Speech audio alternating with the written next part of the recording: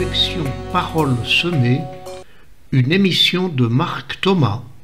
C'est les vacances, des contes pour bien vivre. Déjà la semaine dernière, avec Erika, nous avons écouté et discuté sur un conte qui s'appelait L'Aiglon et les Poussins. Dans les 4 prochaines semaines, un conte de la sagesse humaine populaire qui m'a fait penser à un passage d'évangile et à un chant. Aujourd'hui, le premier conte, les plantes du roi juste et bon. L'auteur est inconnu. Il était une fois un roi bon et juste qui avait pris beaucoup de soin à agrémenter les immenses jardins de son château avec toutes sortes d'arbres, de plantes et de fleurs, tous aussi beaux, majestueux et parfumés les uns que les autres. Ces jardins resplendissaient de beauté et offraient un spectacle inégalé à 1000 lieues alentour.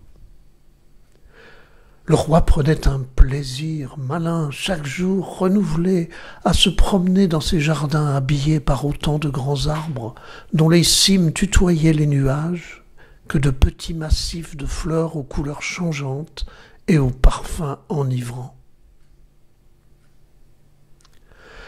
Un jour, le bon roi dut s'absenter pour un voyage officiel. À son retour, il n'avait qu'une hâte, retrouver les couleurs, les parfums, la composition harmonieuse de ces jardins. Mais il eut un choc en constatant que les plantes et les arbres qu'il aimait tant étaient en train de mourir et de sécher.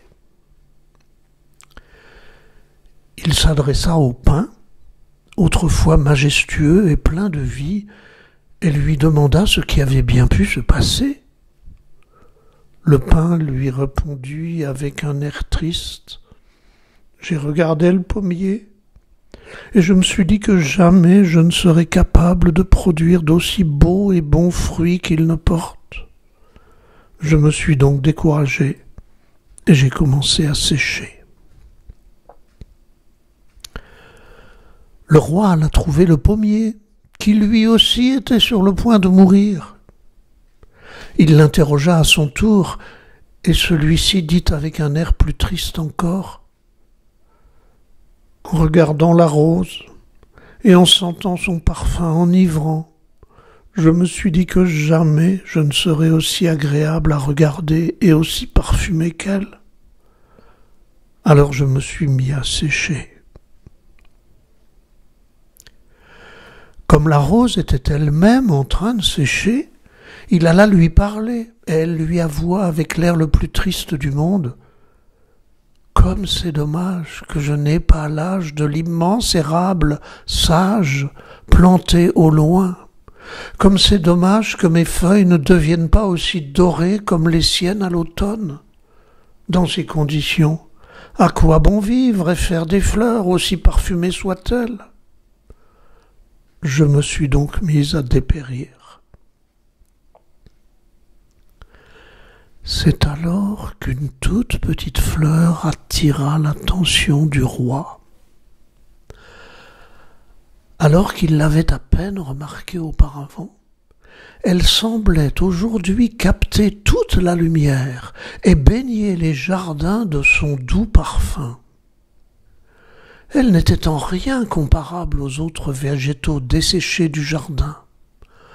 Le roi, intrigué, l'interrogea sur sa surprenante vitalité.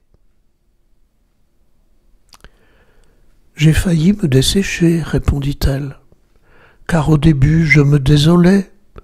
Jamais je n'aurai la majesté d'un pin qui conserve sa verdure toute l'année, ni la beauté et encore moins le parfum de la rose. Et que dire de la sagesse de l'érable ? Désespéré que j'étais, j'ai voulu mourir moi aussi. Puis je me suis rappelé que vous aviez choisi de me placer ici, de m'arroser, de prendre soin de ma terre. Vous m'avez accordé autant d'importance qu'au pin, qu'à la rose et qu'à l'érable. C'est donc que vous vouliez de moi autant que les autres, tel que je suis, et que j'ai toute ma place dans ce jardin. À partir de ce moment-là, j'ai décidé de m'aimer tel que je suis et de contribuer à mon niveau à rendre ce jardin aussi agréable que possible. C'est exactement ce à quoi je m'emploie depuis que vous êtes partis, et ce à quoi je m'emploierai tant que je serai en vie.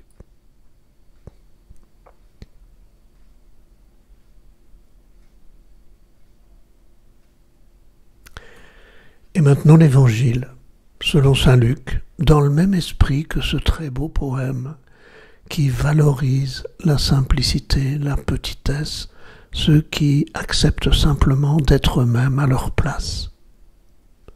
Évangile selon saint Luc, chapitre 18, versets 15-17.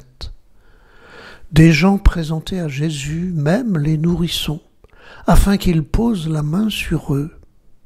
En voyant cela, les disciples les écartaient vivement.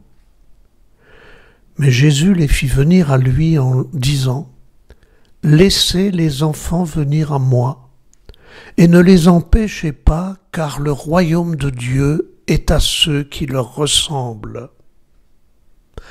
Amen, je vous le dis, celui qui n'accueille pas le royaume de Dieu à la manière d'un enfant n'y entrera pas. »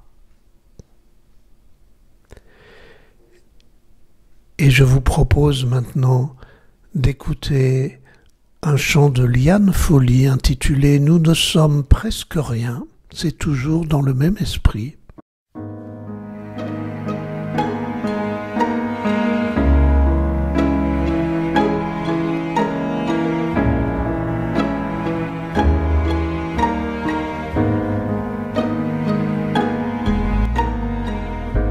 Il y a des instants qui arrêtent le temps et nous laissent désarmés, impuissants, des chagrins que personne ne console.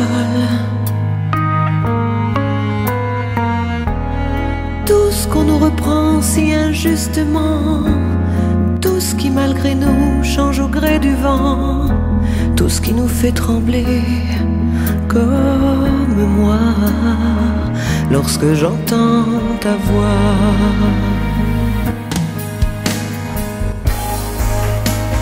On ne tient qu'à un fil, nos âmes sont si fragiles, on se prend par la main pour ne pas se perdre en chemin. Comment faire pour survivre? Nous ne sommes presque rien, nous ne sommes presque rien.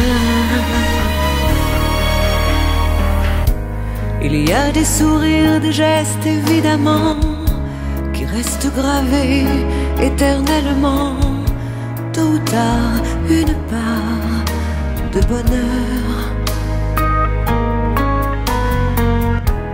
Puisqu'il nous faut affronter nos peurs sans répéter les mêmes erreurs, tout me fait croire encore et encore lorsque je pense à toi.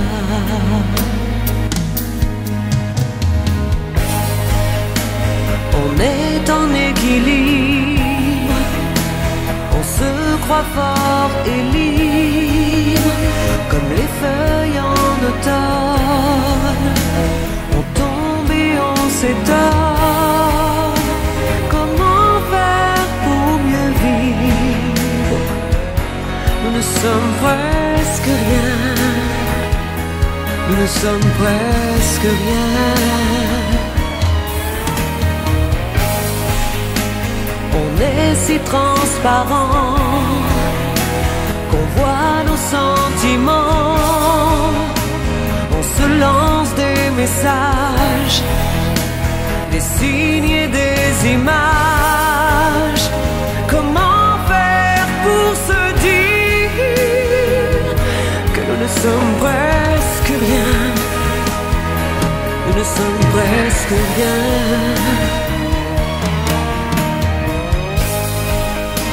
On ne tient qu'à un fil. Nos âmes sont si fragiles. On se prend par la main. On ne pas se perdre en chemin. Comment faire pour survivre? Nous ne sommes presque rien. Nous ne sommes presque rien. Presque rien.